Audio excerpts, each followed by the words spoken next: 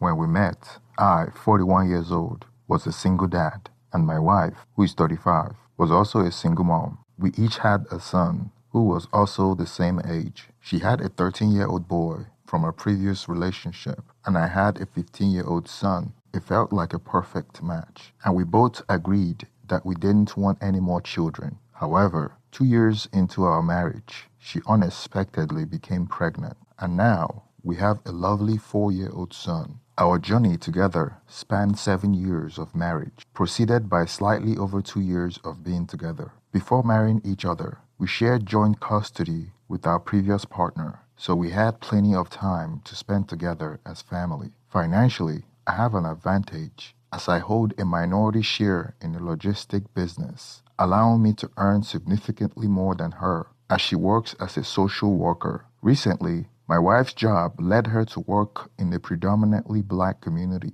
About 7 months ago, looking back, it was around this time that her libido significantly decreased, causing concern in our relationship. Before my wife started working in that community, I had always maintained a relatively high libido, which surpassed hers. However, things drastically changed after she began working there, and I didn't initially suspect anything. Despite this, we made efforts to keep our intimacy alive, aiming for at least once a week, usually on Saturdays. But in reality, it usually ended up being more like 2 or 3 times a month. Our excess life has always remained fairly vanilla in terms of kinks and sexual preferences, and I was content with that aspect of our relationship. While I was open to exploring new things, my wife has never expressed any desires when I asked about it. In an attempt to add some excitement to our intimacy, I introduced elements of lingeries and toys into our foreplay. However, it has been over a year since I used them because my wife finds them too much of a hassle, preferring simpler acts like kissing and caressing. After my wife's new assignment caused her ex-life to drop drastically, I never considered seeking satisfaction outside our marriage. One night, however, I woke up in the middle of the night and noticed my wife wasn't beside me. Assuming she was attending to our sons or in the bedroom, I was about to drift back to sleep when I heard soft moaning sounds intermittently. Curiosity got the better of me, and I decided to investigate where the sound was coming from. As I followed the noise, it became evident that my wife was pleasuring herself in our home office. The surprise was twofold. Firstly, because she had locked herself in the office, and secondly, because I had never imagined she would enjoy such activities alone. We have a home office located next to the master's bedroom, while our kids' room is downstairs. I was surprised to find that my wife locked herself in the home office and was pleasuring herself. Given that our home computer is in the office, I assumed she must have been watching something that aroused her. This revelation was unexpected because throughout the time I have known her, I never imagined she would enjoy adult content. Knowing how much I desire intimate affection from her, I found myself torn about how I felt. On one hand, there was part of me that felt excited by her naughtiness, but on the other hand, I felt a bit left out, thinking that she should be sharing such experiences with me instead of doing it alone. As I went back to bed, I couldn't help but hope that this might be a sign of positive things to come. Perhaps she was becoming more sexually open, and ultimately, this might benefit our intimacy. 3 days later, I found myself in the office, checking something on the computer while I was on the phone with a customer. To my surprise, I noticed some adult site suggestions in the address bar. Curiosity got the best of me, and I thought it might be an opportunity to spice up our ex-life by surprising my wife with some kinks she might be into. I had suspected that she didn't want X as often because it didn't satisfy her desires fully. I knew it was her browsing history because she uses Chrome, whereas I use Firefox, but I used the browser that was already opened. Since I was still on the phone, I couldn't investigate further at that moment, but I made a mental note to look into it later. Once the call was done, I opened the browsing history and searched for adult content. As I scrolled through the history, I couldn't help but feel a mix of emotions: shock, insecurity, and confusion. I wasn't sure how to process what I had discovered. I discovered that about 90% of the adult content my wife was watching involved interracial themes, particularly black men having sex with white women. The titles of her searches centered around phrases like huge black cock, F white girl, or black bull, F wives, husband watches, even though we were both white. The revelation left me feeling terrible and inadequate, not because of my size or the fact that the adult content involved infidelity, but because it seemed to be a significant fetish of hers that I could never fulfill. Why we could experiment with toys if she desired something larger. I couldn't change my race to satisfy her fantasy. I started feeling that she might only engage in sex with me out of obligation rather than mutual desire. As it appears, this fetish was the primary focus of her interest. It made me question if she truly desired me at all. Additionally, I couldn't help but wonder if her recent job as a part-time social worker in a predominantly black neighborhood had somehow influenced or played a role in the development of her fetish. These thoughts and emotions have been difficult to process, and it had left me with feelings of inadequate and concern for the intimacy of our relationship. One Saturday night, my wife noticed that I wasn't initiating intimacy, and she tried to make a move.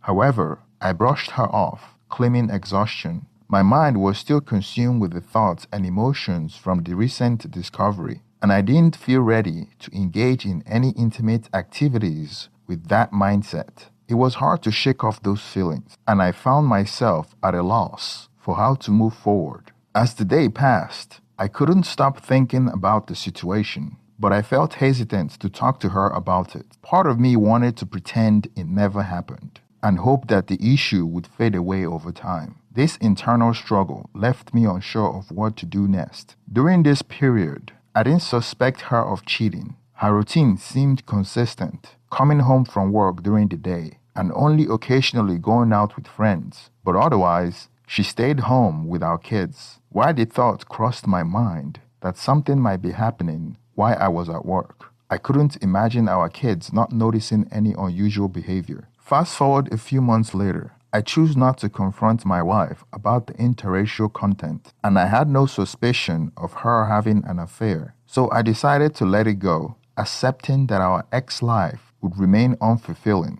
I started working a lot of overtime to tire myself out and keep the thoughts of intimacy at bay, knowing that she wasn't up for it very often. It was a coping mechanism that helped me deal with the situation to some extent. One day while at work, I was installing GPS tracker for the company's vehicle fleet to improve logistics and ensure timely deliveries. Curiosity struck me, and an idea formed to install the same GPS tracker model to my wife's car as well. The thoughts of monitoring her movement came to mind, although I wasn't sure if it was just a fleeting notion or something I seriously wanted to pursue. After installing the GPS in my wife's car, I discovered that she was frequently visiting a specific location for about 30 minutes to an hour before returning home. My working hours had prevented me from noticing this pattern earlier, but with the help of the GPS, I realized that she had been going to this place almost every day. The location was near her workplace, leading to me to consider that it might be related to her job. Uncertain and not wanting to make baseless accusation,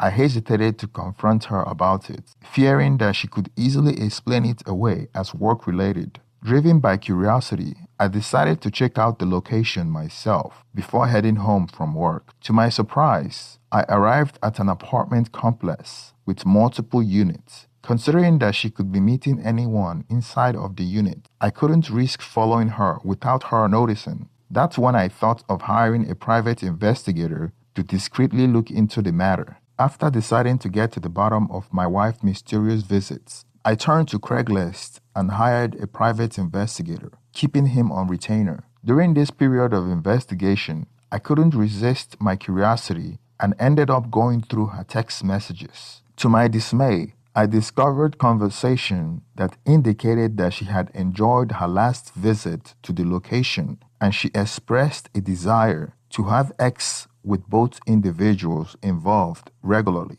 At first, some of the messages didn't make sense to me, but later, the pieces fell into place. Unfortunately, some of the text messages had already been deleted, but the timeline revealed that the affair had started after she began working in that specific part of town. I made sure to record her text conversation to have evidence of how the affair had quickly escalated from mere conversation to a physical involvement. The private investigator wasted no time in gathering evidence of my wife entering and leaving an apartment unit, spending hours inside. He managed to capture pictures of two black males, both in their early 20s, coming in and out of the apartment. Initially, we assumed she might be having an affair with one of the men, and the other one was simply his roommate. However, our assumption changed when we realized that both males live in a one-bedroom apartment, and they are always present whenever she visited.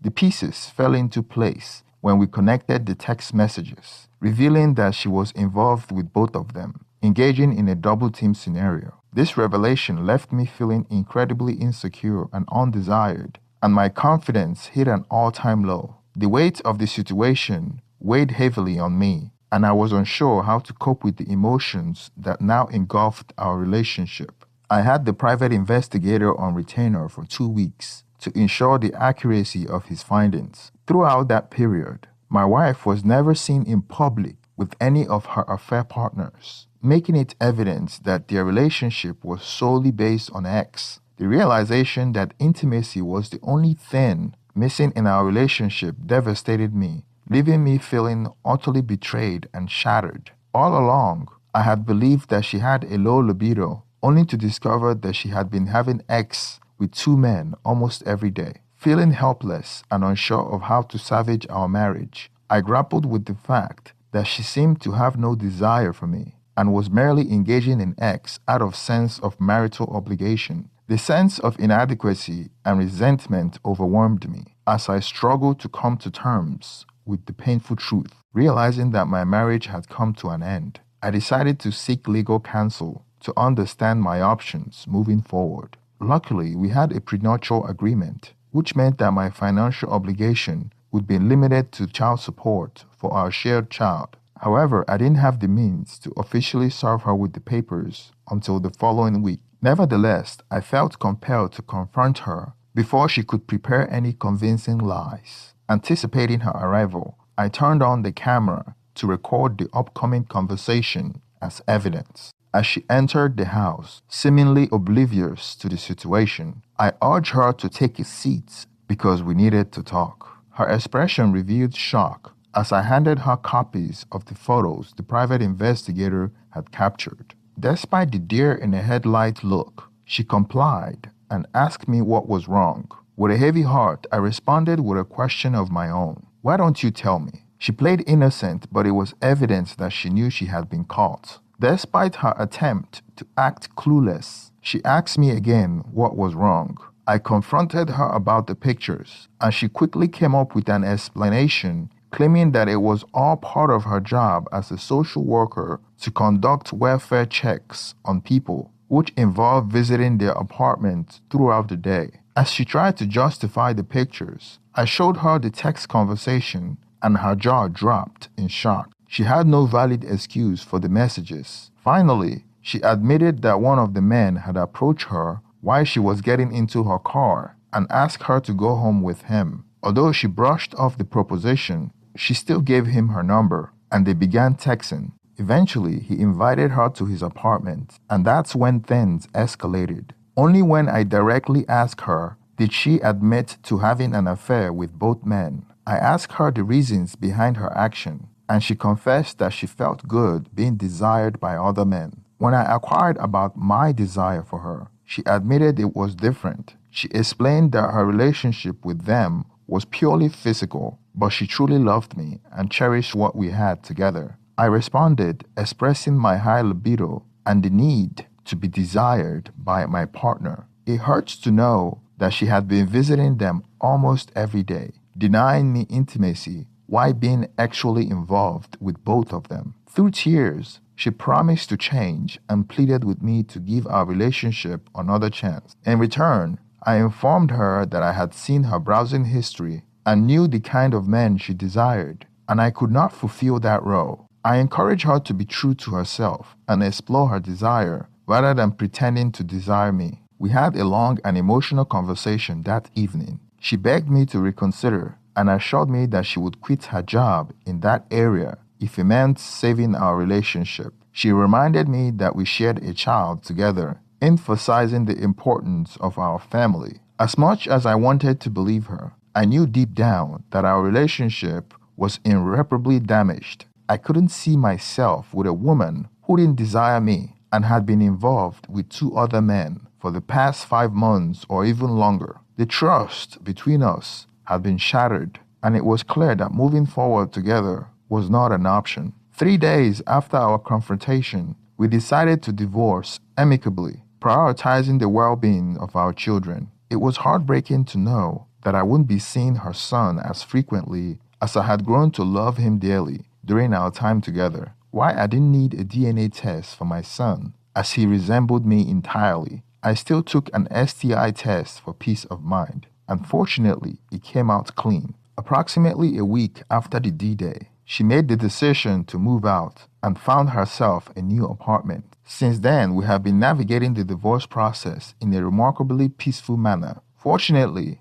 our kids comprehend that we are parting ways, and our amicable approach makes it easier for them to cope with the situation. We are committed to ensuring their well-being during these challenging times. In my personal journey of healing, I have been proactive in making positive changes, and I have been hitting the gym regularly, adopting a healthier lifestyle by abstaining from drinking and dedicating time to self-improvement through reading and consuming empowering content. This process has helped rebuild my confidence, preparing me to venture back into the dating pool when the time feels right. Thank you for staying to the end of this video. Please support my channel by hitting the thumbs up and subscribe if you haven't already. Now let's get some reaction on the comment section. Thank you.